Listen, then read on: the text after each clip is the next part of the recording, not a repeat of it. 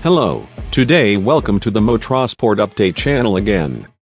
A channel that will gather various stories of motorsports industry to tell and talk about it for your friends to listen to. It all looked too normal. Ryan Dungey doesn't look like he aged one bit. He looked as fit as usual. He was running all of his old logos and gear. His style looked the same on the bike, and then, the clincher, is that he almost logged his same old results. When Dungey started to catch Eli Tomac for third in the first moto of the day at the Lucas Oil Pro Motocross opener at Fox Raceway, it was as if he had swapped his 2022 KTM 450 SXF for a damn time machine. There might not be a rider more notorious for podiums than Ryan Dungey. There he was, about to do it again, hitting 88 miles per hour with a flux capacitor on the handlebars. This was a time machine. This was vintage Dungey. In the end, he couldn't quite hold on to that spot, as a determined Christian Craig came through and bested Dungey, as did Jason Anderson. He finished the first moto in 5th, and took 5th in Moto 2, as well. It wasn't a podium, but no one is complaining.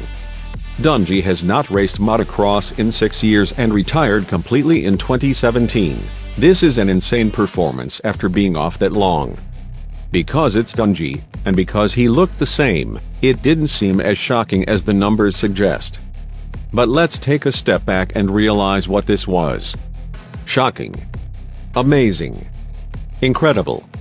This is an athlete coming back 5 years after retirement and performing within percentage points of his old level. This does not happen in any sport. Dungey made it look routine. It was nice to get on the track in practice just to honestly get the nerves out and get going, Dungey summed up via a Red Bull KTM team statement. I was just anticipating the day, waiting for it to come, and so it's here. We had 2 good practices, chased the bike setup a little bit, but we ended up coming to a good spot. Going into the first moto, I got off to a decent start actually, probably 5-6-7 in the pack, and for me it was just important to let it come to me. Don't rush, don't override, hit your marks and find good lines as the race goes on. I was able to make some passes and I was actually pretty happy with 5th at the end of that one. In the second moto, Dungey started with the leaders to further complete the throwback theme. Nothing looked weird or out of place. Heck, Dungey was even there with Ken Rockin, his old racing rival. I got a really good start in the second moto, almost whole shot, and that was nice because I got to run up there with Chase and Ken and get a feel of that pace that I need to work towards, he explained. I ended up 5th overall, so I'm not mad. I'm actually really happy with the day and the bike too. We made some changes going into the second moto and that really helped. For me, it's the best outdoor bike I've ever ridden at KTM, so that's really pleasing.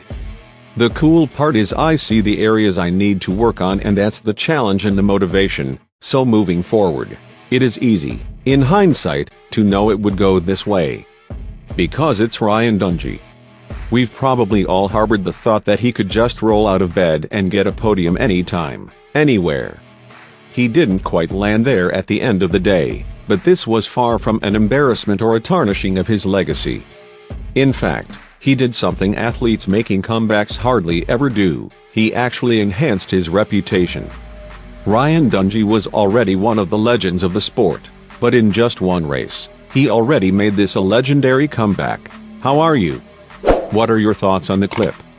If you like it, please press like, press share, press subscribe. Please encourage each other and see you again in the next clip. Hello.